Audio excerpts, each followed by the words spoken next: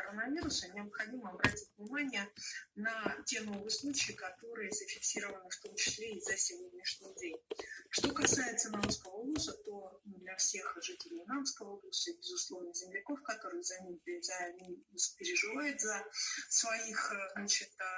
земляков с Намского УЗа, необходимо обратить внимание, что у нас на территории Салманца введен карантин, где у нас, по сути дела, вот такой вот, сельский своего рода сельская группировка большая по именно коронавирусной инфекции. Связана она с тем, что у нас любое население, у нас албанцы являются небольшим, наследие село является одним из небольших населенных пунктов, и люди достаточно плотно между собой общаются, и вот плотное общение привело к достаточно такому большому кругу распространения этого очага. На сегодня мы, как я и говорила, вчера принимаем решение о,